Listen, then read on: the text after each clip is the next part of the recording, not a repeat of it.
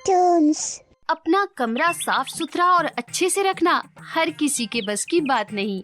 और अगर हम बच्चों के कमरे की बात करें तो फिर तो वो बिखरा हुआ ही रहता है, अस्त व्यस्त हमेशा मिलेगा आपको। और फिर उस कमरे को फिर से अच्छा बनाने के लिए मम्मी लोगों की भाग दौड़ चलती रहती है। कितनी बार कहा है, गोलू अपनी चीजें यहाँ वहाँ मत डाल दिया करो। मम्मी गोलू का अस्त व्यस्त कमरा संभाल रही थी कि गोलू की बाहर से आवाज आई। मम्मी, मेरे कैप नहीं मिल रही, कहाँ रखी है? जल्दी बताओ, मुझे खेलने जाना है। गोलू की मम्मी गुस्से में बाहर आती हैं। एक तो कमरा ठीक करो, ऊपर से तुम्हारी चीजें ढूंढ कर दो, ये लो, और ज्यादा देर तक नहीं खेलना है। लेकिन मम्मी की बात पूरी होने से पहले ही गोलू कैप लेकर भाग गया था और गोलू की मम्मी फिर से उसका कमरा ठीक करने में लग गई। ऐसा है गोलू, जिसे जरूरत के वक्त कोई चीज झट से नहीं मिलती, लेकिन इसके बिल्कुल अपोजिट है हमारी पिंकी। हाँ, हमारी वंडर गर्ल पिंकी।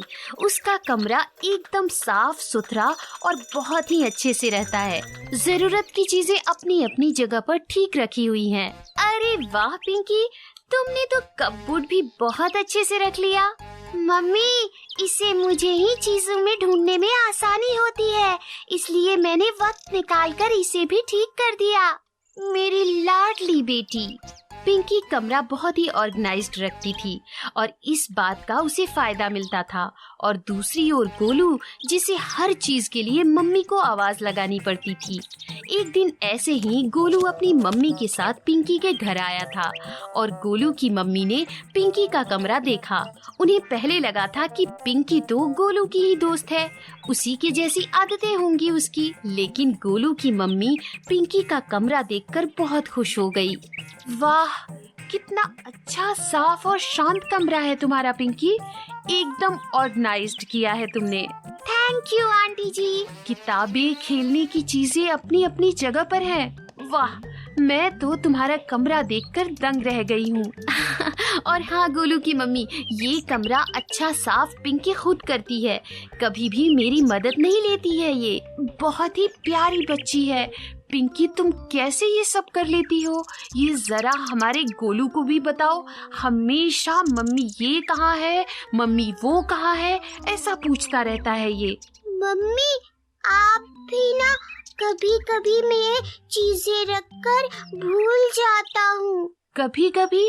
अच्छा ठीक है। हंसी का ठहाका लगता है। पिंकी की मम्मी और गोलू की मम्मी अपनी बातों में लग जाती हैं।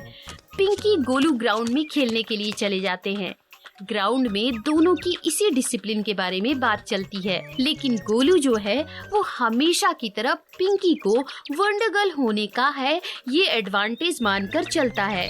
देखा, आज तुम्हारी मम्मी ने मेरी भी तारीफ की। हाँ, सच में तुम्हारा कमरा बहुत खूबसूरत है पिंकी। तुम्हारी तारीफ तो होनी ही चाहिए। Thank you. लेकिन तुम वंडर गर्ल हो, इसलिए तुम्हें तुम्हारा कमरा अच्छे से रखना आसान है। तुम अपनी शक्तियों से फटाफट कमरे को ठीक कर सकती हो। मेरे पास कहाँ है शक्तियाँ इतनी? गोलू के चेहरे पर मायूसी छा गई। पिंकी को गोलू का ऐसा उतरा हुआ चेहरा अच्छा नहीं लगा, तो पिंकी को एक आइडिया आया। उसने गोलू को कहा, गोलू, ऐसी शक्ति मैं तुम्हें दे सकती हूँ जिससे तुम अपना कमरा अच्छे से रख पाओगे। पिंकी ने शक्ति के बारे में बात कही तो गोलू एकदम से एक्साइटेड हो गया और पिंकी से पूछने लगा, क्या सच में ऐसा हो सकता है? लेकिन एक शर्त है, चिट्ठी में जो भी मंत्र लिखा है उसे तुम्हें फॉलो करना होगा। ठीक है, तुम मंत्र दे दो, उससे मैं जरूर फॉलो करूँगा। पिंकी गोलू को चिट्ठी पर मंत्र लिखकर देती है। गोलू खुश हो जाता है। उसके बाद पिंकी और गोलू अपने अपने घर चले जाते हैं। घर जाकर गोलू अपनी मम्मी से कहता है, मम्मी, कल से मेरा कमरा भी पिंकी के कमरे की तरह ही साफ और अच्छा होगा। गोलू की ये बात सुनकर उसकी मम्मी बहुत खुश हो जाती हैं। उसे लगता है कि पिंकी ने बहुत अच्छी तरह से समझाया है और उसी के कारण गोलू ने अपना कमरा अच्छे से रखने की बात कही है। गोलू एक्साइटेड होकर अपने कमरे में जाता है और चिट्ठी को खोलता है तो देखता है कि उसमें कोई मंत्र नहीं लिखा हुआ है। हैं?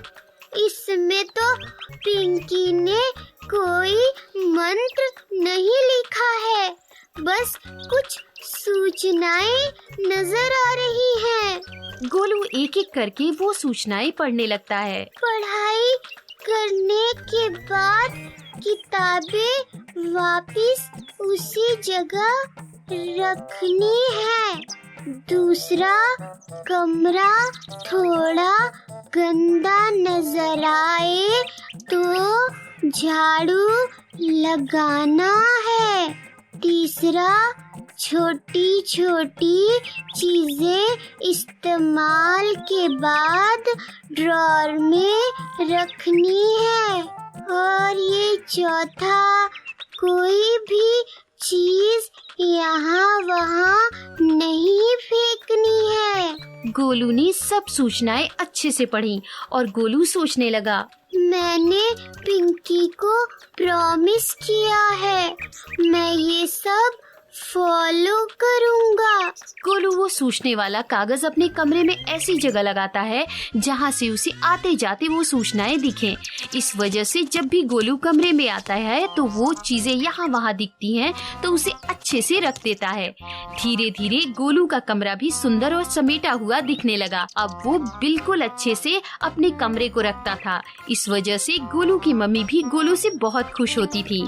क्या बात है गोलू बेटा, तुम्हारा कमरा तो काफी अच्छा दिखाई दे रहा है। Thank you mummy. कुछ दिनों के बाद जब गोलू पिंकी से मिला तो उसने पिंकी से कहा, पिंकी, तुमने कागज में जो मुझे लिख कर दिया था वो मैंने फॉलो किया है और तुम्हें पता है मेरी मम्मी ने भी मेरी तारीफ भी की है।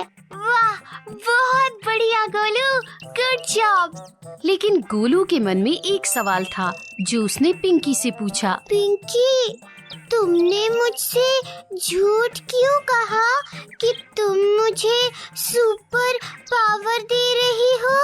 नहीं नहीं गोलू, मैंने तुमसे कोई झूठ नहीं कहा।